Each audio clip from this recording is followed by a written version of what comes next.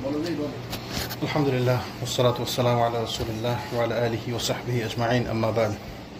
আল্লাহ সুবহানাহু ওয়া তাআলার সঙ্গে শুকরিয়া, তিনি আমাদেরকে তৌফিক দিয়েছেন রাসূল সাল্লাল্লাহু আলাইহি ওয়াসাল্লাম সম্পর্কে জানার জন্য, একত্রিত হওয়ার।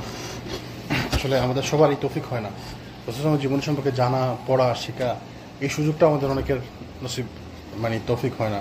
তো আল্লাহ আমাদেরকে তৌফিক দিয়েছেন, আমরা বলি আলহামদুলিল্লাহ। আমরা আলোচনা করতেছিলাম গতদিন রাসূল সাল্লাল্লাহু আলাইহি ওয়াসাল্লাম যে বিভিন্ন সম্রাটদের কাছে, বৈশ্বিক সম্রাটদের কাছে চিঠি পাঠাইতেছিলেন। তো এইটা আসলে রাষ্ট্র গঠনের এটা একটা অংশ, যে দেখেন রাষ্ট্র যখন গঠন হয় তখন বিশ্বের দরবারে বিভিন্ন সম্রাটের সাথে, বিভিন্ন লিডারের সাথে যোগাযোগ থাকা, যোগাযোগ রাখা, কূটনীতি একটা ইসলামীটা ডিজালভ করে না। এই যে প্রমাণ, রাসূল সাল্লাল্লাহু আলাইহি ওয়াসাল্লাম সবার কাছে চিঠি পাঠিয়েছিলেন, নন মুসলিম, মুসলিম, এই ছোট সম্রাট, বড় সম্রাট, ছোট নেতা, বড় নেতা, গোত্রের নেতা, দেশের নেতা, ওই কওমের নেতা, সবার কাছে চিঠি পাঠিয়েছিলেন। তো এটা ইসলামের বাইরে না। তো এখন যেটা যে পররাষ্ট্রনীতি, যেটা এটা ইসলামের বাইরে না, বোঝা গেল, কিন্তু ইসলামাইজ ওয়েতে করতে হবে, ইসলামিক ওয়েতে করতে হবে।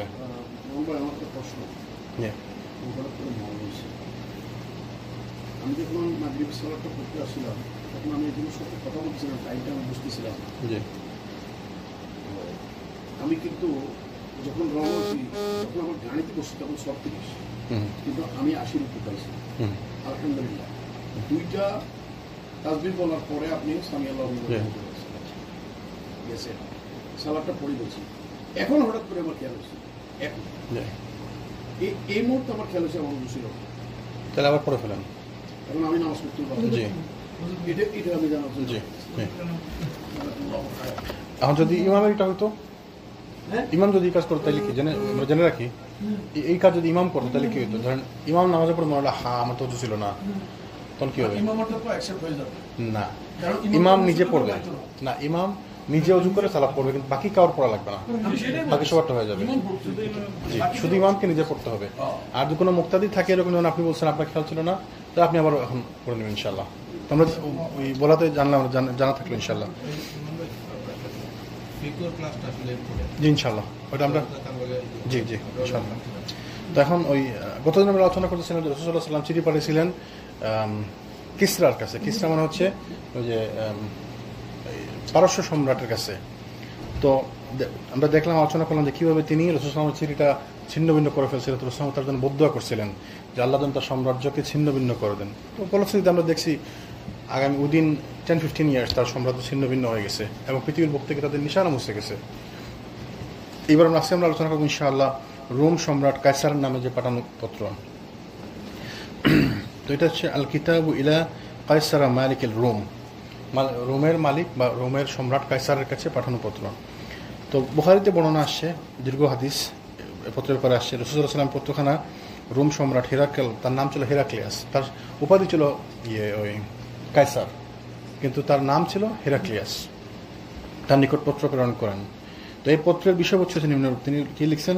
বিসমিল্লাহির রহমানির রহিম, মিন মুহাম্মাদিন আবদুল্লাহি ওয়া রাসূলিহি ইলা হিরাকিল আযীম আর-রূম, সালামুন আলা মান ইত্তাবা'আল হুদা, আসলিম তাসলাম, আসলিম ইউতিকাল্লাহু আজরাকা মাররাতাইন, ফাইন তাওয়াল্লাইতা ফাইন্না আলাইকা ইসমু উরাইসিদ্দিন। এবার রাসূল চার চিঠি লিখেন যে আল্লাহর বান্দা তার রাসূল মুহাম্মদ সাল্লাল্লাহু আলাইহি ওয়াসাল্লামের পক্ষ থেকে সম্রাট হিরাকেলের প্রতি সেই ব্যক্তির উপর সালাম যে হেদায়েতের অনুসরণ করে চলবে। যে বলছিলাম ওই দিন মানিত্তাবা'আল হুদা, যে হেদায়েতের অনুসরণ যে করবে তার প্রতি সালাম। সরাসরি সালাম না দিয়ে বললেন যে হেদায়েতের অনুসরণ করবে তার প্রতি হচ্ছে সালাম। তারপর তিনি কি বললেন যে আপনি ইসলাম গ্রহণ করুন, নিরাপদে থাকবেন। ইসলাম গ্রহণ করুন, আল্লাহ আপনাকে দ্বিগুণ প্রতিদান করবেন। আপনার এখন যে অবস্থা আছে, আপনি মনে করবেন না যে ইসলাম গ্রহণ করলে এটা থেকে আপনাকে বিচ্যুত করা হবে।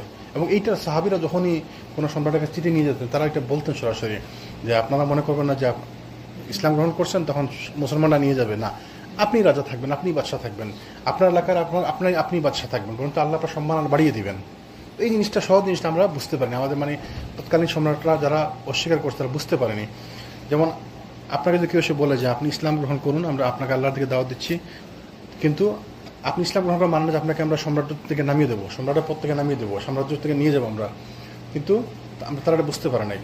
তার সাহাবীরা বলছে যে আপনাকে আপনার এলাকার সাম্রাজ্য আপনার কাছেই থাকবে, আপনি সম্রাট থাকবেন, কিন্তু তারা এটা বুঝতে পারেন। হেরাক্লিয়াসকে কি বলেন রাসূল যে আপনি যদি ইসলাম গ্রহণ করেন তাহলে আপনি শান্তিতে থাকবেন, আপনি যদি ইসলাম গ্রহণ করেন তাহলে আল্লাহ আপনার সম্মান দ্বিগুণ করে দেবে, বাড়িয়ে দেবে, তাই না? তো তারা এটা বুঝতে পারেনি। কিন্তু যদি আপনি মুখ ফিরিয়ে নেন তাহলে আপনার উপর প্রজাবিন্দুদেরও পাপ বর্তাবে। কেন মনে হয় সেদিন বলছিলাম, প্রজাদের পাপ তার উপর কেন বর্তাবে? কারণ তিনি যদি মুখ ফিরিয়ে নেন তাহলে কোনো প্রজাও তো ইসলাম গ্রহণ করতে পারবে না।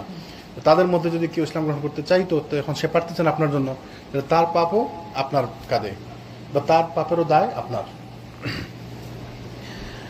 তারপর কি বলেন যে হে আল্লাহর গ্রন্থপ্রাপ্ত সম্প্রদায়, দেখেন অন্যদেরকে এটা বলেননি, তাদেরকে বলছেন যে হে আল্লাহ গ্রন্থপ্রাপ্ত সম্প্রদায়, মানে হে আহলুল কিতাব, তোমাদের কাছে কিতাব আসছে, যেহেতু খ্রিস্টান, তোমাদের কাছে কিতাব আসছে, তাদেরকে দেখেন রসুলের মানে কৌশলটা দেখেন, হিকমা, কাকে কিভাবে ইয়ে করতে হয়, কাকে কিভাবে বলতে হয়, কি কোন জায়গায় কি বলতে হয়।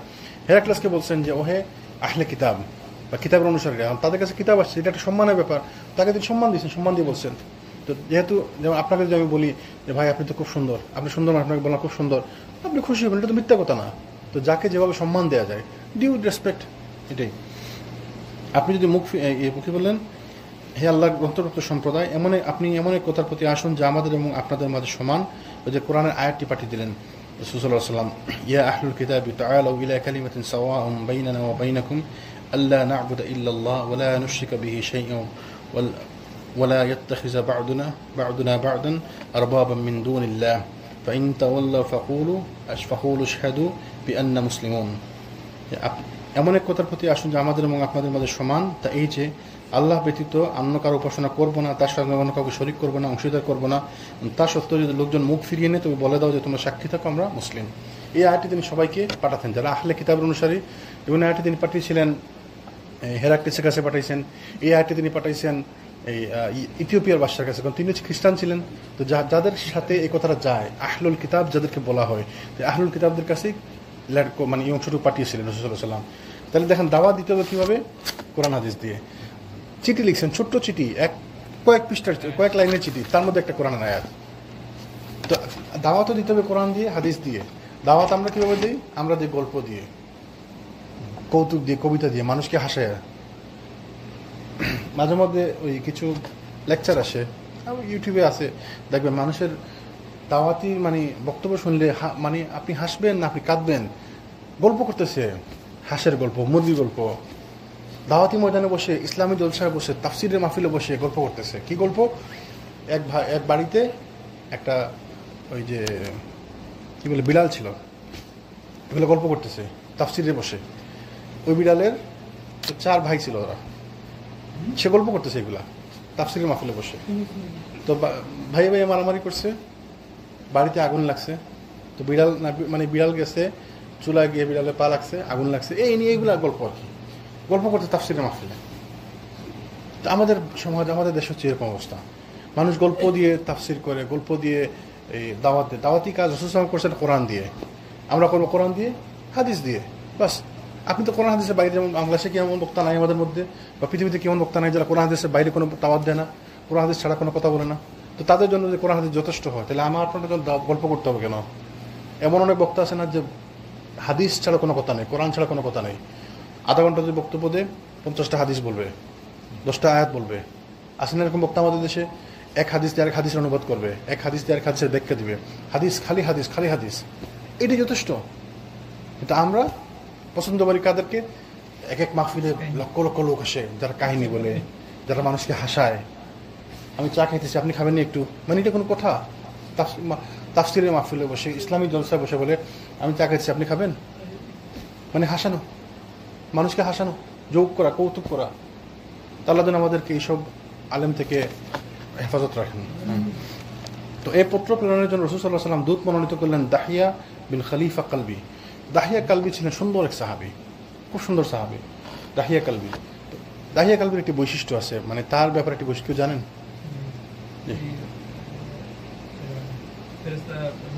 জিব্রাইল যখন আসতেন মানুষের রূপ ধরে, ওই ওনার বেশ ধরে আসতেন, দাহিয়া কালবির রূপ ধরে আসতেন, বেশ ধরে, সুন্দর চেহারা। তো দেখেন আপনি সাহাবীর মর্যাদা দেখেন, তার রূপ ধরে জিব্রাইল আসতেন। জিব্রাইল যখন আসতেন রাসূল সাল্লাল্লাহু আলাইহি ওয়াসাল্লাম, হাদিসে জিব্রিল তখন রাসূল সাল্লাল্লাহু আলাইহি ওয়াসাল্লামের পায়ের সাথে পা মিলে বসলেন, তাকে জিজ্ঞেস করলেন ইসলাম কি, দিন কি, ইহসান কি, তারপরে বড় লম্বা হাদিস। তো এই হাদিসটিতে তিনি কার, এই ঘটনায় তিনি কার রূপ ধরে আসছিলেন? দাহিয়া আল কালবি, ওই সাহাবীর রূপ ধরে আসছিলেন। তো তো এই সাহাবিকে রাসূল পাঠাইছিলেন দূত হিসাবে এই চিঠি দিয়ে। রাসূল সাল্লাল্লাহু তাকে নির্দেশ প্রদান করেন তিনি যেন পত্রখানা বসরার প্রধানের নিকট সমর্পণ করেন। তো বসরা আমার কোন জায়গায়? বসরা হচ্ছে না, সিরিয়াতে বসরা, দুইটা, একটা হচ্ছে বসরা, একটা হচ্ছে বোজরা। তো সিরিয়াতে যেটা হচ্ছে, সিরিয়াতে ঢুকার মুখে আর কি, মানে এটা হচ্ছে বসরা। আর ইরাকে যেটা হচ্ছে সেটা হচ্ছে, সেটাও বসরা নাম বলে। তো ইরাকে তো হওয়ার কথা না, ইরাক তো হচ্ছে এই পারস্য সাম্রাজ্য, আর এটা হচ্ছে এই রোম সাম্রাজ্য। তো পাঠাইছেন বসরার গভর্নরের কাছে, তুমি ওনার মাধ্যমে চিঠিটা পৌঁছানোর ব্যবস্থা করো। বাদশাদের কাছে সরাসরি পৌঁছে যায় না, রাজা বাদশাদের কাছে সরাসরি পৌঁছে যায়। আপনি কি পারবেন চাইলে ও আমাকে যোগাযোগ করতে? পারবেন? ধরুন আপনাকে একটা চিঠি দিলাম, আপনি পৌঁছাইতে পারবেন? আপনাকে যেতে হবে লোকাল ইয়ের কাছে, ওই যে আমরা ভোট দিয়ে কি বানাই না, আর এই যেহেতু এমপি নাই, মেয়রও না, ওই যে 530 জন হয় না, রিপ্রেজেন্টেটিভ, মানে এলাকার আপনার ডিস্ট্রিক্ট বা আপনার ডিস্ট্রিক্টের রিপ্রেজেন্টেটিভ তাকে যেতে হবে। তো তার মাধ্যমে ওইটা যাবে সিনেটরদের কাছে, সিনেটরদের কাছ থেকে ওইটা যাবে প্রেসিডেন্টের কাছে। তাও কত হাঙ্কি মাঙ্কি ধরে, অথচ আমাদের আল্লাহ সামাদের কাছে পৌঁছাতে কিচ্ছু লাগে না। আপনি হাত উঠান, আপনি দোয়া করেন, বাস আপনি সেজদায় গেছেন, দোয়া করেন, আল্লাহ কাছে পৌঁছে যাবে। আপনি কিচ্ছু করার দরকার, আপনি হাঁটতেছেন, আপনি কাঁদতেছেন, কাঁদতে কাঁদতে দোয়া করেন, আল্লাহ কাছে পৌঁছে যাবে। আপনি মনে মনে বলছেন, আল্লাহ কাছে পৌঁছে যাবে। অথচ আমরা বুঝি না, আমরা এইগুলো ইউটিলাইজ করি না। আমাদের যে পাওয়ার, এই যে আল্লাহ কাছে পৌঁছানোর যে আমাদের এত সুন্দর সুযোগ, আপনি যে বসেছেন, বসে বসে দোয়া মনে মনে বলছেন, আল্লাহ কাছে চলে যেতেছে। আমরা এগুলো সুযোগ ইউটিলাইজ করি না। তিনি রাসূল পাঠালেন চিঠিখানা, তাকে বললেন তুমি বসরার প্রধানের নিকট সমর্পণ করবে, অতঃপর তিনি সেটা পৌঁছে দেবেন কায়সারের নিকট। এরপরে প্রসঙ্গে যাকে সংগঠিত ছিল তার বিবরণ সহিহ বুখারীতে আসছে, ইবনে আব্বাস রাদিয়াল্লাহু থেকে বর্ণিত হাদিসের মাধ্যমে পুরো ডিটেইলস বর্ণনা আছে কিভাবে কি হয়েছিল। তিনি বর্ণনা করেন, আবু সুফিয়ান বিন হারব তার নিকট বর্ণনা করেছেন হেরাকল তাকে একটি কুরাইশ দলের সঙ্গে ডেকে পাঠান। ওই সময় ঘটনাচক্রে আবু সুফিয়ান ছিলেন রোম সাম্রাজ্যে, ওই হেরাক্লাস যে জায়গায় ছিলেন, যে শহরে ছিলেন, ওই শহরে আবু সুফিয়ানও ছিলেন। তখন তিনি শাম বলতে তখন শুধু সিরিয়া না, সিরিয়া, ওই বাইতুল মুকাদ্দাস এরিয়া, ওই যে ফিলিস্তিন, জর্ডান, লেবানন, এই সবগুলো এলাকা মিলে হচ্ছে শাম এরিয়া। তো ওই সময় হেরাক্লিয়াস ছিলেন, ভ্রমণ করতেছিলেন, তিনি ভ্রমণ করতে করতে বাইতুল মুকাদ্দাসে ছিলেন। তো ওই চিঠিখানা ওইখানে পাঠানো হয়। তো আবু সুফিয়ান ছিলেন তখন সামহাও, তিনি ব্যবসার উদ্দেশ্যে গেছেন, তিনি ছিলেন বাইতুল মুকাদ্দাসে। তো যখন হেরাক্লিয়াস শুনলেন, তাকে চিঠি পাঠানো হলো, গেল, তিনি দেখলেন যে ইয়ে থেকে চিঠি আসছে, মদিনার থেকে, আরব থেকে চিঠি আসছে। তো তিনি খোঁজ লাগালেন যে এখানে আরবের কে আছে আশেপাশে। তো বলেন যে একটা দল আসছে, ব্যবসায়ী দল আসছে, ওদেরকে, তো ওদেরকে ডেকে পাঠাও, ওদেরকে জিজ্ঞেস করি। তো আবু সুফিয়ানকে ডেকে পাঠানো একটি কুরাইশ দলের সঙ্গে। তো দলটি হুদাইবিয়া সন্ধি চুক্তির আওতায় নিরাপত্তা লাভ করায় শাম দেশে গিয়েছিল ব্যবসার উদ্দেশ্যে। তারা সিরিয়াতে যেতে পারছে কেন? যেহেতু নিরাপত্তা লাভ তাদেরকে কেমন বাধা দেন, তারা সিরিয়া গেছে ব্যবসা করতে। এরা ইলিয়া নামক স্থানে তার নিকট উপস্থিত হল। ইলিয়া মানে বাইতুল মুকাদ্দাস, বাইতুল মুকাদ্দাসকে ইলিয়া বলা হয়, ওই শহরের নাম, ওই এলাকার নাম। বাইতুল মুকাদ্দাসে তার নিকট উপস্থিত হলেন। তো হেরাকল তাদেরকে তার দরবারে আহ্বান করলেন। ওই সময় তার পাশে রোমের প্রধান ব্যক্তিগণ উপস্থিত ছিলেন। স্বাভাবিক, হেরাকলে ছিল পুরো পৃথিবীর সম্রাট তৎকালীন যুগে। মানে রোম সম্রাট মানে যে শুধু একটা এলাকা তা না, পুরো পৃথিবীতে যত খ্রিস্টান সাম্রাজ্য আছে, পুরো খ্রিস্টান সাম্রাজ্যের সে বাদশা ছিল। তো বিরাট বড় মানে অবস্থা তার, অর্ধ পৃথিবীর সে ইয়ে ছিল, সম্রাট ছিল। অর্ধ পৃথিবী ছিল এদের দখলে, আর অর্ধ পৃথিবী ছিল পার্সিয়ানদের দখলে, পারস্য সম্রাটের দখলে। তো সে বিরাট বড় লোক ছিল, বিরাট সম্রাট ছিল। তার পাশে ছিল প্রধান ব্যক্তিগণ। অতঃপর তিনি তার দুবাসীর মাধ্যমে মুসলিমদের উদ্দেশ্য করে বললেন, যে ব্যক্তি নিজেকে নবী বলে দাবি করছেন তার সঙ্গে আপনাদের মধ্যে কে সর্বাপেক্ষা ঘনিষ্ঠ? আবু সুফিয়ান বলেন যে আমি তার সব থেকে ঘনিষ্ঠ। আবু সুফিয়ান তো ইসলামের শত্রু তখনও। আবু সুফিয়ান কিভাবে রসুলের ঘনিষ্ঠ হয়? কিভাবে? সামহ চাচা না, মানে ওই কুরাইশ বংশের। তো আর কিছু না, আরো একটা ভালো সম্পর্ক আছে, ঘনিষ্ঠ সম্পর্ক আছে। হ্যাঁ হ্যাঁ, ইসলাম গ্রহণ করার আগেই, ইসলাম গ্রহণ করার পরে তো আসছে সাহাবী। রাসূল সাল্লাল্লাহু আলাইহি ওয়াসাল্লামের এলাকার লোক, গোত্রের লোক, ঠিক আছে, কুরাইশ গোত্রের লোক, এবং কয়েক প্রজন্ম পিছনে গেলে সবাই ওরা তো কানেক্টেড, তাই না? সবাই দেখা গেল তার ওই 3-4 পুরুষ আগে, 3-4 পুরুষ পূর্বে গেলে কানেক্টেড। তো সামহাও তার সম্পর্ক তো আছে, আত্মীয়তার সম্পর্ক, কিন্তু তার থেকে বড় একটা সম্পর্ক আছে, সেটা হচ্ছে রাসূল সাল্লাল্লাহু আলাইহি ওয়াসাল্লামের শ্বশুর আবু সুফিয়ান। জানেন, রাসূল সাল্লাল্লাহু আলাইহি ওয়াসাল্লামের এক ওয়াইফ ছিল আবু সুফিয়ানের মেয়ে। কি নাম জানেন?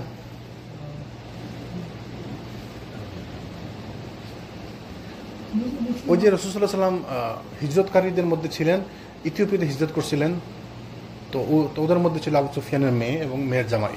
তো ওইখানে তার জামাই মারা যান। তো মারা যাওয়ার পর রাসূলুল্লাহ যখন খবর পেলেন তখন তিনি চিঠি পাঠালেন যে ওনাকে তিনি বিয়ে করবেন। তো রাসূলুল্লাহ সাল্লামের বিয়েটা ওইখানে তার বিয়ের মোহরানা দেন ওই ইথিওপিয়ার বাদশাহ নাজাশী। তো রাসূলুল্লাহ এই বিয়ের মোহরানা দেন ইথিওপিয়ার বাদশাহ নাজাশী। তো বিয়েটা হয়ে যায়, ওই ভার্চুয়ালি বিয়ে হয়ে যায় আর কি। তো এই বিয়ে তখন তারা মদিনাতে আসেন অনেক বছর পরে, তখন যায় তারা রাসূলুল্লাহর কাছে আসেন, কিন্তু তার বিয়ে হয়ে গেছিল আগেই। তিনি বলছেন যে ওই মহিলাকে তিনি বিয়ে করবেন।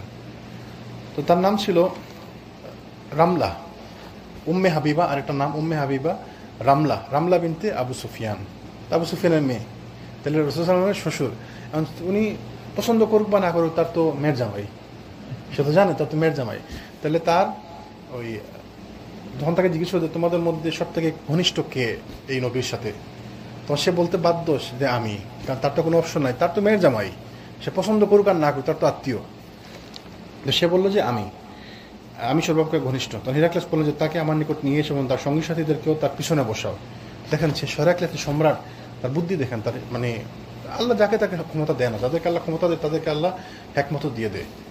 এই হক সে কাফির সম্রাট, সাম্রাজ্যে যাকে আল্লাহ বসায়, মানে নেতৃত্বে পজিশন আল্লাহ যাকে বসায় তাকে আল্লাহ সুবহানাহু ওয়া তাআলা হেকমত দিয়ে দেয়, মানে এইসব লোকদের চালানোর জন্য আল্লাহ তাকে হেকমত দিয়ে দেয়। তো হেরাক্লিয়াসকে তাকে বললেন তুমি আমার সামনে আসো, আমার কাছে সেখানে বসো, আর তার সঙ্গী সাথে যারা ছিল তাদেরকে তোমরা এর পিছনে বসো। কেন উদ্দেশ্য? সে যদি মিথ্যা বলে তো ওদেরকে আমি জিজ্ঞেস করবো। তো এখন যদি সামনাসামনি বসি তা আমি চুকাচুকি বলো, মানে আমি এটা মিথ্যা বলো, তুমি বলো না, ইশারা দিয়ে দিলাম, কিন্তু সে বসছে আমার দিকে, তার পিছনে বসে তার লোকগুলা, সে তো দেখতে পারবে না, তো ওদের মুখ অঙ্গভঙ্গি দেখতে পারবে না, তাহলে মিথ্যা বললে সে ধরতে পারবে। বুদ্ধি দেখেন, হিকমত সুবহানাল্লাহ। তার সঙ্গে সাথীদেরকে তার পিছনে বসাও। এরপর হেরাক্লিয়াস নিজ দুভাষীকে বললেন আমি এই ব্যক্তিকে নবী সম্পর্কে জিজ্ঞেস করবো, এই নবী সম্পর্কে, এ যদি মিথ্যা কথা বলে তবে তোমরা তা মিথ্যা বলে প্রমাণ করবে, পিছনের লোকরা তোমরা যেন আমাকে জানিয়ে দিবে। আবু সুফিয়ান বলে যে আল্লাহর কসম, মিথ্যা বলার কারণে যদি আমাকে মৃত্যুক বলে আখ্যায়িত করার ভয় যদি না থাকতো তবে আমি অবশ্যই নবী সাল্লাল্লাহু আলাইহি ওয়াসাল্লাম সম্পর্কে মিথ্যা বলতাম। যদি আমার ভয় না থাকতো এটা যে আমাকে মৃত্যুক বলা হবে, নাহলে আমি তার ব্যাপারে মিথ্যাই বলতাম, কারণ সেটা আমাদের শত্রু। তা আমি তার কথা সত্য বলবো কেন? যখন জিজ্ঞেস করবো সে কেমন লোক, আমি তার কথা ভালো বলতে যাবো কেন? আমি বলতাম সে খারাপ লোক, কিন্তু আমি এটা বললে কি হবে, আমি মৃত্যুক বলে প্রমাণিত হবো। আর তাদের কাছে কিন্তু এই জিনিসগুলো খুব বড় ব্যাপার, যে আমাকে মৃত্যুক বলবে কেন। দেখেন কাফির মুশরিক, কিন্তু তাদের কাছে জিনিসগুলো খুব বড়, আমাকে কেন মৃত্যুক বলবে, এদের আত্মসম্মান বোধ আছে, আমাদের আত্মসম্মান বোধ নাই।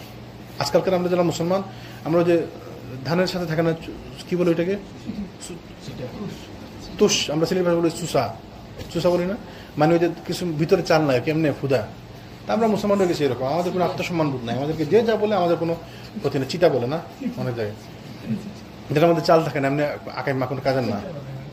আর সিলেটি ভাষা বলে চুষা না, আপনার বলেন তুষ, ও চিটা, হ্যাঁ,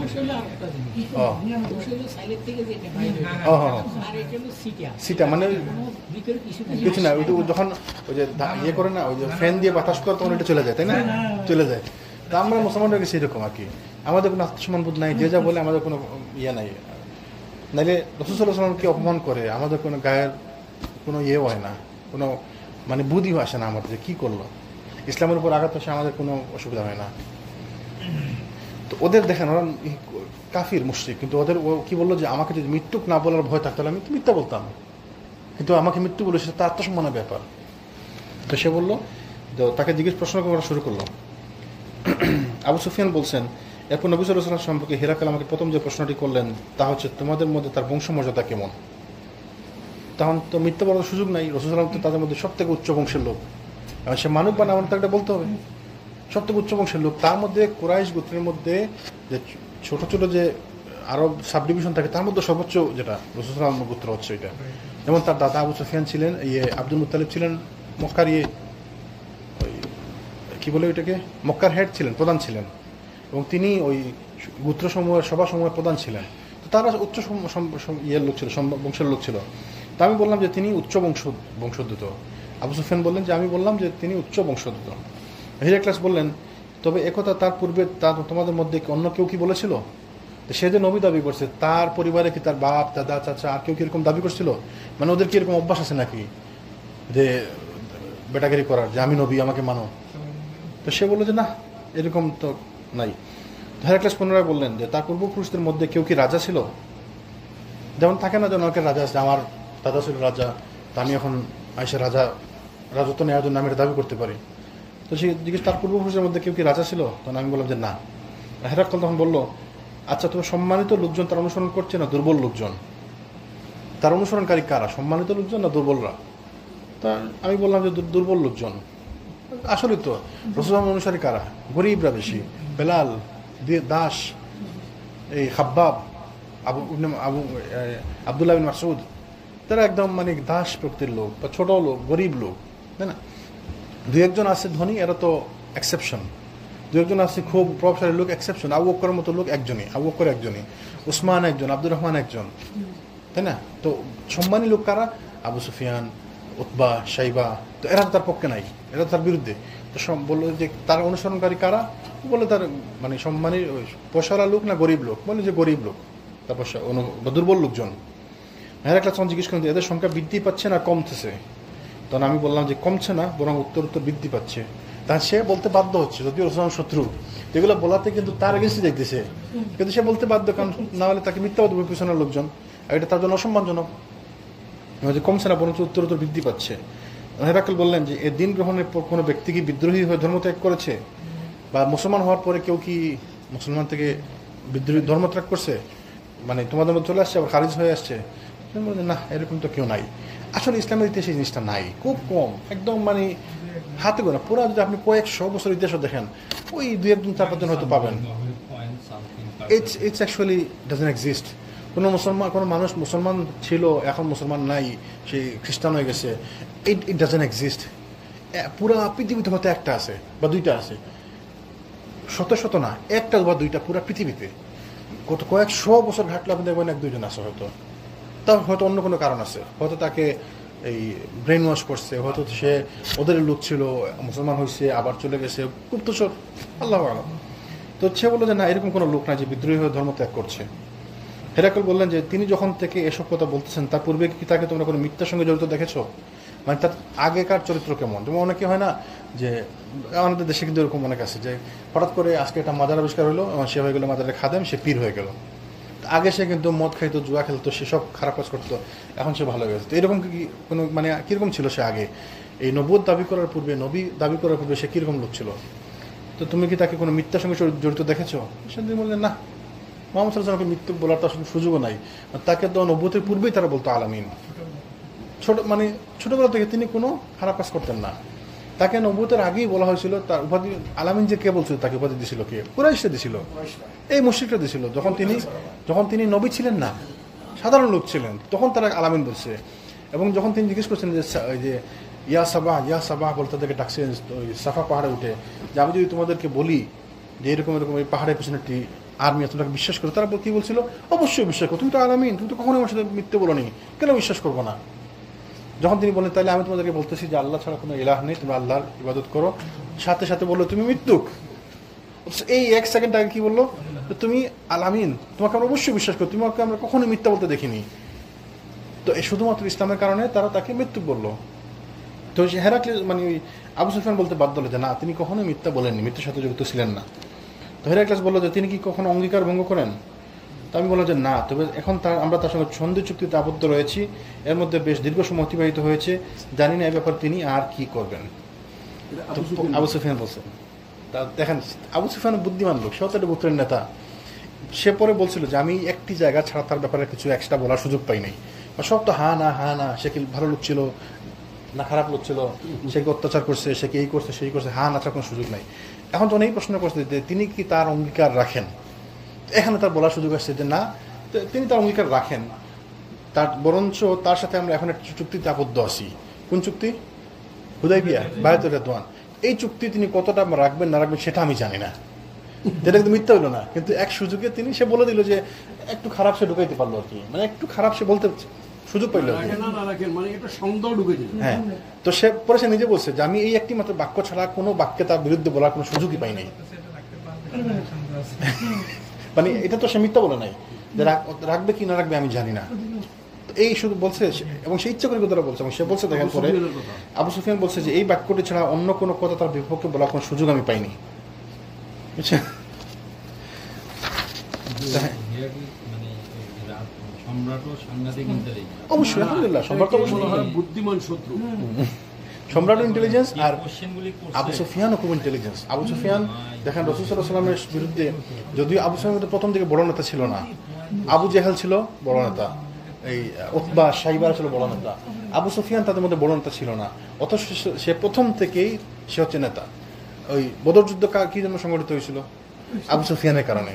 আবু সুফিয়ান মালামাল নিয়ে আসতেছিল, তখন যখন দেখলো যে তাকে অ্যাটাক করা হবে, সাথে সাথে খবর পাঠিয়ে দিল, তো তার জন্য যুদ্ধটা সংগঠিত হয়েছে। তারপর থেকে প্রত্যেকটা যুদ্ধে একদম মক্কা বিজয় পর্যন্ত প্রত্যেকটি যুদ্ধে সে ছিল কমান্ডার ইন চিফ, সে নেতা। তো আবু সুফিয়ান অবশ্যই জ্ঞানী লোক, আবু সুফিয়ান জ্ঞানী লোক। হেরাক্লিস বললেন যে কোনো সময় তার সঙ্গে তোমরা যুদ্ধ বিগ্রহে লিপ্ত হয়েছ? তা আমি বললাম যে হ্যাঁ, যুদ্ধ তো অনেক হয়েছে, তখন পর্যন্ত অনেক যুদ্ধ হয়েছে। তো হেরাক্লিস বললেন যে তোমাদের এবং তার যুদ্ধের অবস্থা কিরূপ ছিল? আবু সুফিয়ান বললেন যে আমাদের এবং তার মধ্যে যুদ্ধ হয়েছিল তা ছিল বালতির ন্যায়। তিনি আমাদেরকে পরাজিত করেছেন, আমরাও তাকে পরাজিত করেছি। কখনো তিনি জিতেছেন, কখনো আমরা জিতেছি, কখনো তিনি হারছেন, কখনো আমরা হারছি। আসলে তো এটা হয়েছে, যেমন বদরে মুসলমানরা জিতছে, উহুদে ওদের অনেক লোক মারা গেছে, তো উহুদে 50-50, তাই না? তো আবার খন্দকে কোনো জয় পরাজয় ছিল না, খন্দকে হচ্ছে যুদ্ধই হয়নি, তো কখনো তিনি জিতছেন, কখনো আমরা জিতছি। প্লাস ছোট ছোট যে যুদ্ধগুলো ছিল, কখনো সাহাবীরা মারা গেছে, 10 জন মারা গেছে, 20 জন মারা গেছে, কুরাইশরা ঝটিকা অভিযান করে চলে গেছে মারামারি করে, তো কখনো আমরা জিতছি, কখনো তারা জিতছে। তো হেরাক্লিস বললেন যে তিনি তোমাদেরকে কি ধরনের কথাবার্তা কাজকর্মের আদেশ করেন? তো আমি বললাম ইয়াকুলু ওয়াহবুদুল্লাহ ওয়াহদাহু ওয়া লা তুশরিকু বিহি শাইআন ওয়াতরুকু মা ইয়াকুল। তিনি আমাদেরকে একমাত্র আল্লাহর উপাসনা করতে বলেন, তার সঙ্গে কাউকে শরিক না করতে বলেন, আমাদের পূর্বপুরুষেরা যা বলতেন তা ছেড়ে দিতে বলেন, সালাত কায়েম করতে বলেন, সত্যবাদিতা, পাপ এগিয়ে চলে এবং পুণ্যশীল আচরণ করতে বলেন, আত্মীয়দের সঙ্গে সদ্ব্যবহার করতে নির্দেশ দিয়েছেন। সে কিন্তু আল্লাহ সুবহানাহু ওয়া তাআলা তাকে দিয়ে ইসলামের দাওয়াত দেওয়াইতেছেন। চিঠির মধ্যে কিন্তু এত কিছু ছিল না। তো এই জিনিসগুলো, এই যে ইসলামের দাওয়াত আল্লাহ শত্রুর মুখ দিয়ে বলাইতেছিলেন, এবং সে এগুলো বলতে বাধ্য। এবং ওখানে সবাই শুনতেছে। এবং শুধু হেরাক্লিস ছোট মানুষ, একটা মানুষ না, হেরাক্লিস হচ্ছে পুরা পৃথিবীর খ্রিস্টান সাম্রাজ্যের সম্রাট সে। এবং হেরাক্লিসের সামনে অনেক লোক ছিল, হ্যাঁ, তার সভাসদ মানে সম্মানী লোক সব। হেরাক্লিস পৃথিবীর মানে অর্ধ পৃথিবীর সম্রাট। যত জায়গায় যত খ্রিস্টান সাম্রাজ্য ছিল, প্রত্যেক সাম্রাজ্যে সে ছিল সম্রাট, হেড। তো বিশাল বড় মাপের লোক ছিল, বিশাল বড় লোক ছিল। তো আবু সুফিয়ান এগুলো বলতে বাধ্য, এবং এগুলো তো ইসলামের দাওয়াত। ইসলামের দাওয়াত কি এগুলোই তো, কি বলছে সে দেখেন, তিনি আমাদেরকে একমাত্র আল্লাহর উপাসনা করতে বলেন, তাওহীদের দাওয়াত। তার সঙ্গে কাউকে শরিক না করতে বলেন, তাওহীদের দাওয়াত। আচ্ছা, আমাদের পূর্বপুরুষরা যা বলতেন তা ছেড়ে দিতে বলেন। পূর্বপুরুষরা কি করতেন? মূর্তি পূজা করতেন, আমাদেরকে বলেন এগুলো ঠিক না। আর কি করতে বলেন? আমার সালাত কায়েম করতে বলেন, সত্যবাদিতার আদেশ করেন, পাপ এড়িয়ে চলতে বলেন, পুণ্যশীল আচরণ করতে বলেন, আত্মীয়দের সঙ্গে সদ্য ব্যবহার করতে নির্দেশ দিতেছেন। কারণ সে এগুলো বলতে বাধ্য, যদি না বলে তাহলে পিছন থেকে বলে দেবে সে মিথ্যা বলতেছে। দেখেন ইসলামের দাওয়াত কিভাবে যাইতেছে। যদি আল্লাহ সুবহানাহু ওয়া তাআলা ইসলামের দাওয়াত কিভাবে পৌঁছে দেন, যাকে দিয়েছে, যাকে আল্লাহ পছন্দ তাকে দিয়ে আল্লাহ ইসলামের কাজ করে নেন, যাকে আল্লাহ পছন্দ তাকে দিয়ে আল্লাহ ইসলামের কাজ করে নেন। এরপর হেরাক্লিয়াস দুবাসীকে বলল, তুমি ওই ব্যক্তিকে বলো যে আমি নবী সম্পর্কে তোমাকে জিজ্ঞাসাবাদ করলাম, তখন তুমি বললে, মানে এখন প্রশ্ন তো শেষ, এখন হেরাক্লিয়াস ব্যাখ্যা করতে যে কি জন্য আমি তোমাকে প্রশ্নগুলো করছি। তখন তুমি বললে যে তিনি হচ্ছেন উচ্চ বংশের ব্যক্তি, তো এটি নিয়ম যে নিজ জাতির ক্ষেত্রে নবীগণ উচ্চ বংশীয় হয়ে থাকেন। তো নবী রাসূলুল্লাহ আল্লাহ সুবহানাহু ওয়া তাআলা যে নবীকে যেখানে পাঠাইছেন, কিন্তু ঘোষণা দিতেছে তাওহীদে। হ্যাঁ, তো রাসূল সাল্লাল্লাহু আলাইহি ওয়াসাল্লাম ঘোষণা দিতেছে, তো নবীরা যেখানে যে নবী আসছেন সবাই তার লোকদের মধ্য থেকে আসছেন। এবং আল্লাহ সুবহানাহু ওয়া তাআলা কোরআনে বলছেন, তোমাদের মধ্য থেকে তোমাদের ভাই সালেহকে পাঠাইলাম, তাদের মধ্য থেকে তাদের ভাই হুদকে আমি পাঠাইলাম, তাদের মধ্য থেকে তাদের ভাই। এভাবে নবীদের ব্যাপারে সব সময় এভাবে বলছেন, সালেহ আসছেন তাদের মধ্য থেকে তাদের ভাই হুদ, তাদের মধ্য থেকে তাদের ভাই হুদকে পাঠাইলাম। তো নবী রাসূল যারা আসেন, নেতা যারা হয়, নিজেদের লোকদের মধ্য থেকে হয়। কেন এটা? কারণ এই লোকগুলাকে বোঝানোর জন্য এই যথেষ্ট। যেমন দেখেন এখন বাংলাদেশের যে পরিস্থিতি, হ্যাঁ, এখন যেমন বাংলাদেশের পরিস্থিতি, এখন যদি আপনি আমেরিকা থেকে নিয়ে বাইডেনকে বসাই দেন, সে ভালো থাকতে পারবে? সে তো বুঝবে না, সে তো আমাদের ল্যাঙ্গুয়েজ বুঝবে না। আমাদের ল্যাঙ্গুয়েজ বুঝতে তাকে 10 বছর ক্লাস করতে হবে, তাই না? আমাদের কালচার বুঝতে তাকে আরও 10 বছর এখানে থাকতে হবে। তো এই জন্য নেতা হতে হয় আমাদের নিজেদের মধ্য থেকে। আল্লাহ সুবহানাহু ওয়া তাআলা দেখেন নবী রাসূল পাঠাইছেন তাদের নিজের, আল্লাহ কোরআনে বলছেন তাদের মধ্য থেকে তাদের ভাই লূতকে আমি নির্বাচিত করলাম। তো সব নবীদের ব্যাপারে এটা। তো কি ছিল? তাদের মধ্যে উচ্চ বংশের লোক, যে সম্মানী, সব থেকে সম্মানী লোক, যে সব থেকে সম্মানী কেন? নাহলে মানুষ সম্মান করবে না। তো এলাকার মধ্যে অনেক লোক আছে, তার থেকে যদি সম্মানী কেউ থাকে তাহলে সে কেন তাকে সম্মান করতে যাবে, তাই না? তো তো সব থেকে উচ্চ বংশীয় লোক। তো কি বললো সে, তিনি হচ্ছেন উচ্চ বংশোদ্ভূত ব্যক্তি এবং এটি নিয়ম যে নিজ জাতির ক্ষেত্রে নবীগণ উচ্চ বংশী হয়ে থাকেন। এবং সেইটা কিভাবে জানে? রোম সম্রাট, কারণ ওরা আহলে কিতাব, তারা কিতাবের জ্ঞান আছে তার কাছে। আর তাদের সম্রাট যারা থাকতো এরা জ্ঞানী লোক থাকতো, আলিম থাকতো। এরা আমাদের আজকাল কেন হয়ে গেছে, আমাদের ওই যে কেউ নেতা হয়ে যায়, কোনো জ্ঞান নাই, কিচ্ছু নাই, দাড়ি মুছ নাই, সে মসজিদের সভাপতি। আমাদের মধ্যে এখন এটা হয়ে গেছে। কিন্তু আগে কিন্তু দেখেন নন মুসলিমদের মধ্যে ওই জিনিসটা ছিল যে সম্রাট হইতো তার কিতাবের জ্ঞান থাকতো। দেখেন সেম জিনিস ইথিওপিয়ার বাদশাহ নাজাশিতে হয়েছিল।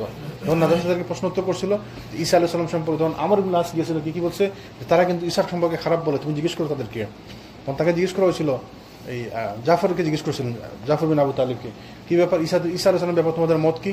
ঈসা আলাইহিস সালাম তাকে বললেন, সূরা মরিয়ম থেকে পট করে শোনালেন যে ঈসা আলাইহিস সালাম বলছেন যে আমি একজন নবী, তোমরা আমার পূজা করো না, আমার মায়ের কাছে মানে মাকে সম্মান করতে আমাকে বলা হয়েছে এবং আমার পর শান্তিতে আমি বেঁচে থাকবো। তখন কি বললো হেরাক্লিয়াস, যে আমাদের বিশ্বাসের থেকে একটু কম না একটু বেশি না, আমরা এটাই বিশ্বাস করি, আমরা এটাই জানি আমাদের বই থেকে, কিতাব থেকে, কারণ তার কিতাবে জ্ঞান ছিল। তো এই বাদশাগুলো আগেকার দিনে সম্রাটগুলো বাদশাগুলো কিতাবের জ্ঞান থাকতো, এরা জ্ঞানের লোক থাকতো।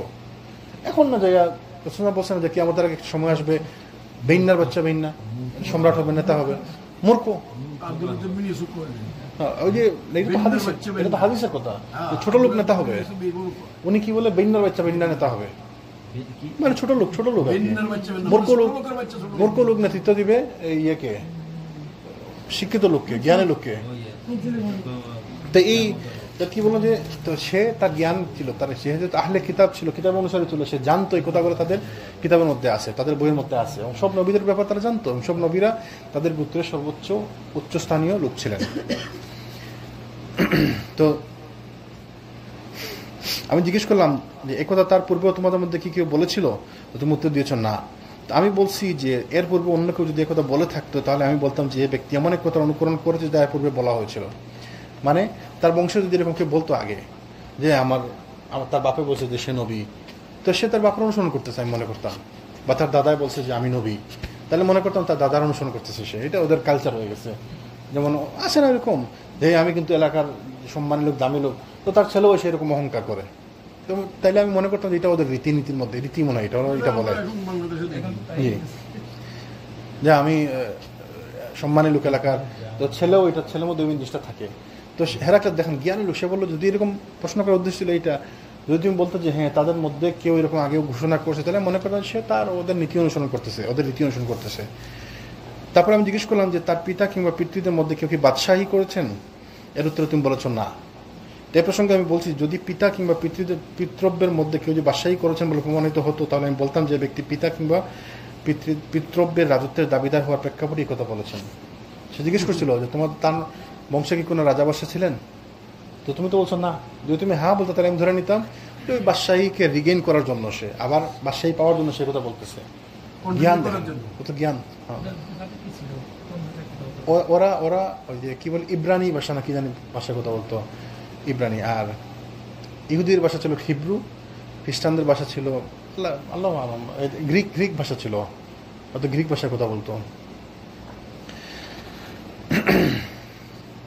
তারপর আমি জিজ্ঞেস করলাম যে ইতিপূর্বে তাকে কি মৃত্যুক বলে দোষারোপ করা হয়েছে? তুমি বলে যে না।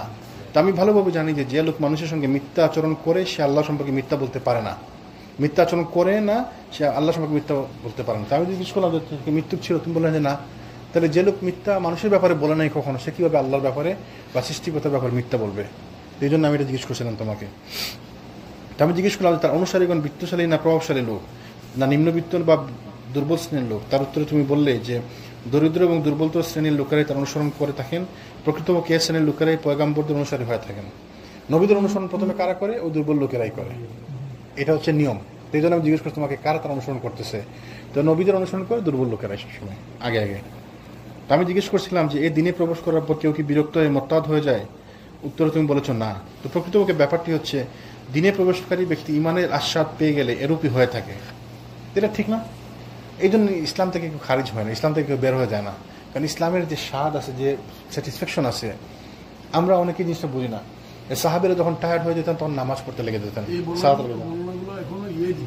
বুখারী বর্ণনা এগুলা হেরাক্লিয়াস বলতেছে, হেরাক্লিয়াস ব্যাখ্যা করতেছে কি জন্য প্রশ্ন করছিলাম। আবু সুফিয়ানকে। এটা আবু সুফিয়ানের ইয়ে জি থেকে। জি, আবু সুফিয়ানকে যে প্রশ্ন করছিল, প্রশ্নের উত্তরে সে ব্যাখ্যা করছে কি জন্য তোমাকে প্রশ্ন করছিলাম। তো এই ইমানের স্বাদ যখন কেউ পেয়ে যায় তখন সে আর ওই ইসলাম থেকে বের হয়ে যায় না, কারণ ইসলাম এই যে রুহানি জগতের একটা ইয়ে আছে, আলাদা একটা স্বাদ আছে। যেমন খ্রিস্টানরা, ইহুদিরা, ওদের মধ্যে আত্মহত্যার হার অনেক বেশি। মুসলমানদের মধ্যে জিনিসটা নাই কেন? কারণ মুসলমানদের প্রশান্তির জায়গা আছে। তখন আমার আপনার খুব ভালো খারাপ লাগে, আমরা নামাজ পড়লে আমাদের শান্তি লাগে, কোরআন পড়লে মনে হচ্ছে, অনেকে দেখবেন এরকম আছে, আজকে ভালো লাগছে না, কোনো ভালো লাগবে, আপনি কিছু করেন, অজু করে কোরআন পড়তে শুরু করেন, দেখবেন আমার ভালো লাগবে, মনের মধ্যে একটা প্রশান্তি আসে, স্পিরিচুয়াল, আল্লাহর পক্ষ থেকে আসে।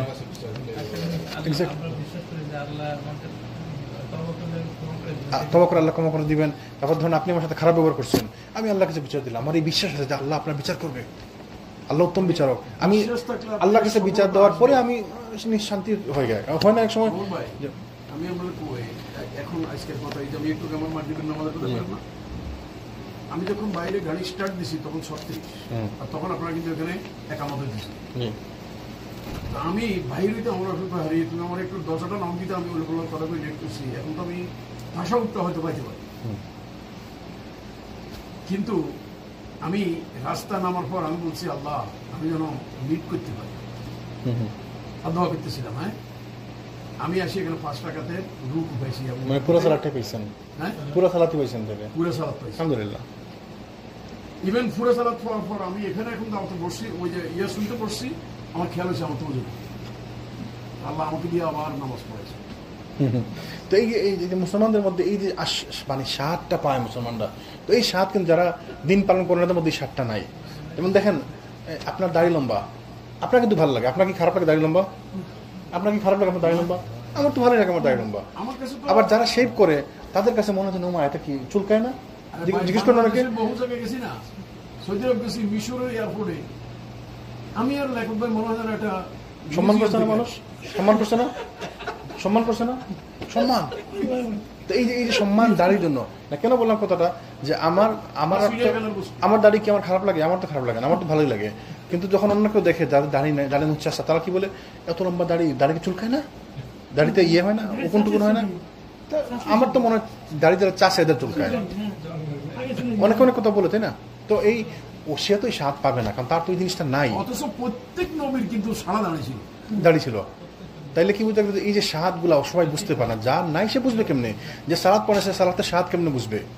যারা রাত্রে সালাত আদায় করে, তাহাজ্জুদ যারা পড়ে, এরা সবসময় তাহাজ্জুদ পড়ে, কেন পড়ে? কারণ তারা তাহাজ্জুদের স্বাদ পাইছে। আমরা তো তাহাজ্জুদ পড়ি না, কেন পড়ি না? কারণ আমরা পড়ি নাই, আমরা স্বাদ পাই নাই।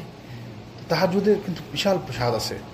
তা আমরা যারা পড়ি না, আমরা চেষ্টা করবো ইনশাআল্লাহ মাঝে মধ্যে পড়ার, দেখবেন যে তাহাজ্জুদের একটা প্রশান্তি আছে, ক্ষমতার স্বাদ পাইছি, এই জন্য ইমানের স্বাদ সবথেকে বড় স্বাদ। ইমানের স্বাদ যারা পাইছে তারা আলহামদুলিল্লাহ ইমানদার লোক, এর জন্য তারা ইসলাম থেকে বের হয়ে যায় না।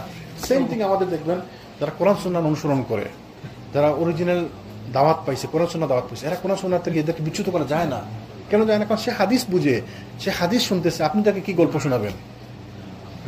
আপনি আমাকে গল্প শোনাবেন, বলেন না মুরগির গল্প আর বিড়ালের গল্প। আমি রাসূল সাল্লাল্লাহু আলাইহি ওয়াসাল্লামের হাদিসের গল্প আমি শুনতেছি, আমার কাছে বুখারী মুসলিমের গল্প আছে, আপনি আমাকে কি গল্প শোনাবেন? এই জন্য তো আমি আপনার গল্পের পাত্তাই দিই না। এই যে মানুষ বলতেছে যে এই অমুক হুজুর আসতেছে দেশে, তমুক হুজুর আসতেছে দেশে, আসুক না, আমার কি?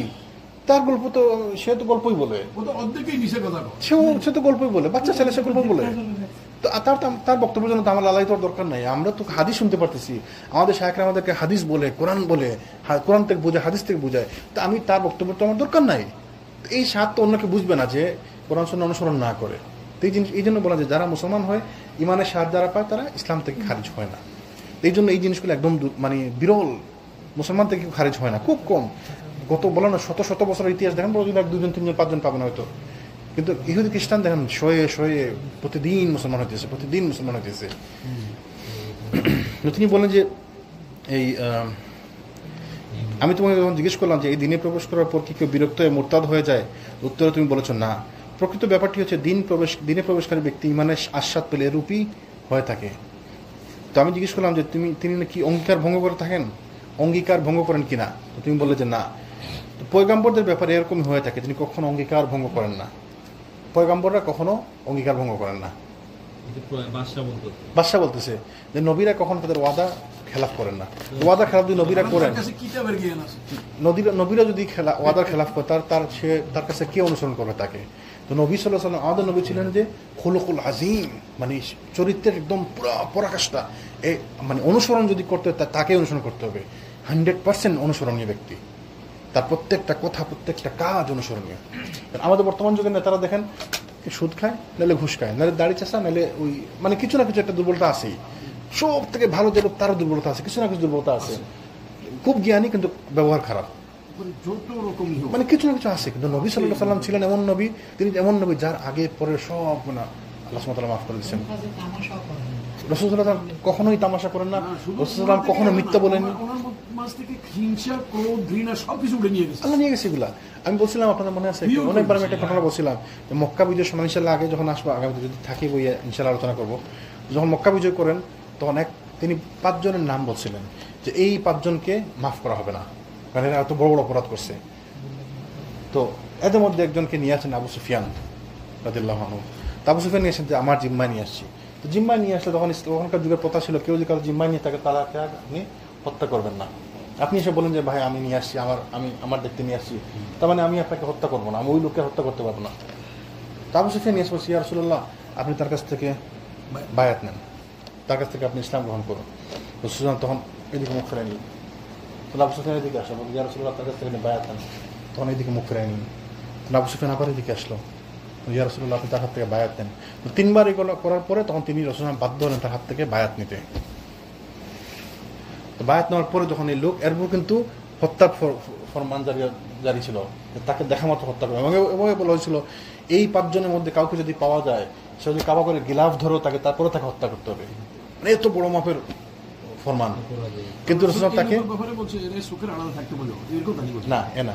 তো পরে তাকে মাফ করে দিছে রাসূলুল্লাহ। মাফ করে দেওয়ার পরে যখন সে চলে গেছে তখন রাসূলুল্লাহ খুব রাগ করতেছে, লাল হয়ে গেছে। মা মিন রাজুলিন মিনকুম, তোমাদের মধ্যে কি কোনো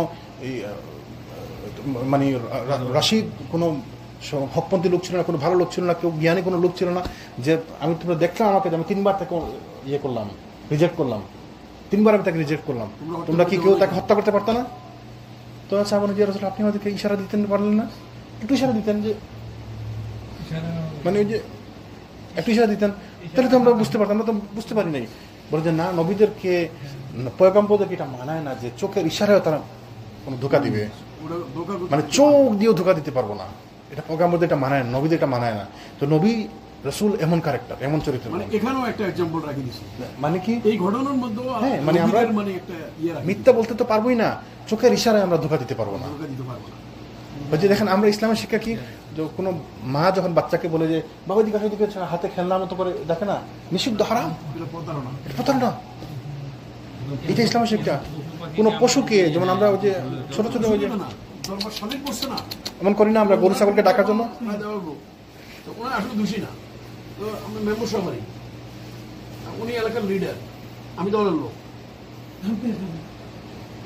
এটা তো আমরা করি, চলবে না।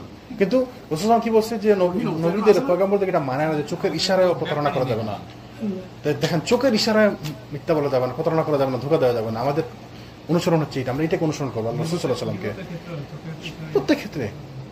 মানে আমরা দূরত্তম ভাবে আমাদের গুলোর সাথে সম্পর্ক থাকবে না, কিন্তু আমরা দুর্বল মানুষ, আল্লাহ আমাদেরকে মানুষ দুর্বল করে। আর এই জমানায় আমরা আছি, আমরা প্রত্যেক পদে পদে পদে পদে ভুল করি। এর লেগে যখনই কথা বলার না বলার সুযোগ আছে, কথা না বলে চুপ করে থাকবেন। কথা বলা নাই, আপনি বেঁচে গেছেন অনেক গুণা থেকে। আগামী 1 ঘন্টা আপনি এখানে বসে থাকেন কোনো কথা বলা ছাড়া, 1 ঘন্টা গুণা থেকে বাঁচলেন। আমরা এগুলো বুঝি না, আমরা খালি ফটো ফটো ফটো ফটো করতে, যখন যত ফটো ফটো করবেন গুণা বলবেন। এক হাদিসে আসছে, হয় সত্য কথা বলুন, নাহলে চুপ থাকুন। যারা আল্লাহ তার আখিরাতে বিশ্বাস করে তারা যেন চুপ থাকে, অথবা সত্য কথা বলে। এখন যদি আপনি সত্য কথা বলতে চান সারাদিন, তাহলে সারাদিন কথা বলতে পারবেন। সত্য কথা তো বেশি নাই, সত্য কথা 2-4টা বলার পরে তোমার কথা নাই কিছু আর। তা আপনি কি করবেন? আপনি মানুষের গীবত করবেন। যখন আমরা 2-4 জন যখন বসে আমরা কি করি? গীবতই করে 100%। ওই যখন আলোচনা শুরু হয় পৃথিবীর রাজনীতি নিয়ে, বা ধরেন বাংলাদেশের রাজনীতি আলোচনা করছেন, তোর কি আলোচনা হয়? অমুক খারাপ, তমুক খারাপ, এটা গীবত না? একটু আগে ওই যে কথাটাই হইতেছিল, তা বলো যে এখানে আমরা তো জানি না, আমরা তো বলতেছি আমরা তো জানি না আসলে টাকাটা কত এখানে, আসলে কি এই যে এগুলো বলতে বলতে আমরা গীবত করি। আপনি বুঝতেছেন না, আমিও তো বলতেছি, মানে আবেগের আপিস আমি বলতেছি, কিন্তু এগুলো তো ওইখানে তো ব্যাগে ওটা না, আরো কিছু কথা আসে না সেখানে, এই জন্য বলছি আমার কথা বলে এখানে আমরা ডিফেন্ড করি, এটা আমাদের অভ্যাস যে না না না এইটা গিবত না, এই যে এইটা গিবত না, এই কথা যে আমরা বলি, আমরা কট্টুকার বুঝি। ইনশাল্লাহ এটা নিয়ে একদিন আমরা একটা খুতবা থাকবে যে গিবত করা ইসলামের যায়। দাওয়াতের ক্ষেত্রে এক হিসাব, আর এই পাবলিক অপিনিয়ন গুলো দেওয়া 6টা ক্ষেত্র আছে যেখানে গিবত করা যায়, গিবত না মানে কারো বিরুদ্ধে বলা যায়, 6টা ক্ষেত্র আছে। তো ইনশাল্লাহ এটা নিয়ে আমাদের একটা খুতবা থাকবে, আল্লাহ যদি তৌফিক উল্টো দেয়। পাল্টা দাওয়াত দিলে কেউ তো এই হচ্ছে আমাদের অবস্থা। ধর্মীয় ভাবে। তা আমরা রাসূল সাল্লাল্লাহু আলাইহি জীবন থেকে শিখবো, তার প্রত্যেকটা কাজ আমার জন্য অনুকরণীয়, রাসূল সাল্লাল্লাহু প্রত্যেকটা ইশারা আমার জন্য অনুকরণীয়। তার ইশারা কি করছে এখানে আমার জন্য শিক্ষা, রাসূল কিভাবে হাঁটছে আমার জন্য শিক্ষা। দেখেন এই যে রাসূল সাল্লাল্লাহু আলাইহি ওয়াসাল্লাম মক্কা বিজয়ের সময় যখন মক্কাতে ঢুকে, মক্কা যখন প্রবেশ করে, তখন তিনি তার ওই যে উঠে করে দিচ্ছেন, তো তার মাথা এমন উঁচু করে একদম উঠের সাথে মনে হচ্ছে যেন উঠের ওই যে কুজের সাথে তার মাথা লেগে যাচ্ছে, বর্ণনা আসছে, এরকম মাথা নিচু করে ঢুকতেছেন। সাহাবী জিজ্ঞেস করলেন কি ব্যাপার ইয়া রাসূলুল্লাহ, আপনি এরকম করছেন কেন? আজকে তো প্রতিশোধের দিন, হাযা ইয়াউমুল মারহামা, আজকে যুদ্ধের দিন। তিনি বলছেন না, হাযা ইয়াউমুল মারহামা, আজকে হচ্ছে রহমতের দিন। এবং তিনি মাথা ঝুঁকাইয়া নিয়ে মক্কাতে ঢুকছেন কেন? যেন তার মধ্যে অহংকার প্রকাশ না পায় যে আজকে 10,000 লোক নিয়ে আমি আসছি মক্কাতে, হ্যাঁ কি করবো এখন, করো আমাকে। মক্কা থেকে আমার বের করে দিয়েছিলাম, আমি আর আমার এক বন্ধু দুজন মিলে, আমার মাত্র দুজন আমি মক্কা থেকে বের হতে বাধ্য হয়েছি আমি তোমাদের জন্য। আজকে আমি 10,000 লোক নিয়ে আসছি। কোনো যুদ্ধ হয় নাই মক্কা বিজয়ে, কোনো যুদ্ধ হয়েছে? কোনো যুদ্ধ হয় নাই। রাসূল ঢুকছে, সবাই খালি পলাইছে। যারা আসছে, যারা আত্মসমর্পণ করছে তাদেরকে মাফ করে দেয়, আর কিছু লোক পলাইছে। কোনো যুদ্ধ হয় নাই, কারোর হাতে কোনো অস্ত্র ওঠে নাই। তো এমন দিনত রাসূল কি বলছেন, তার মাথা ঝুঁকায় রাখছেন একদম উঠের ইয়ের সাথে, কুজের সাথে, কেন? যেন অহংকার প্রকাশ না পায়। আর খালি তেলাওয়াত করতেছিলেন, আর আল্লাহর প্রশংসা করতেছিলেন। আচ্ছা রমন ভাই, আমি একটা প্রশ্ন করব। জি। এই যে আমার কাছে একটা কিউরিয়াসিটি, এই যে বাংলাদেশের এই যে ঘটনাটা ঘটল রিসেন্টলি, আমার কাছে মনে হইতেছে মাজলুমদের দোয়া এখানে মানুষের ভিতর মনে হয় ফেরেশতারাও আসে গেছে, এরকম হইতে পারে। আল্লাহ ভালো। মাজলুমের দোয়া ধারণা হয়েছে যে আর্মিও ভয় পেয়ে গেল, পুলিশও ভয় পেয়ে গেল, সবাই ভয় পেয়ে গেল। আসলে আল্লাহ চাইছে, এই বিষয়ে আল্লাহ চাইছে নিশ্চয়। দেখেন মাজলুমের দোয়া এবং আল্লাহর মধ্যে কোনো পর্দা নাই, কোনো পর্দা নাই। সেটাই আমি বলতে, কিছু লোক আসলেই মাজলুম হয়েছে। 65-এর যুদ্ধে যখন ইন্ডিয়া পাকিস্তান যুদ্ধ হয়, তখন তো ইন্ডিয়া হারিয়ে গেছে। তখন জিজ্ঞাসা করলো এত সৈন্য থাকতে তারা কিভাবে হারিয়ে গেল?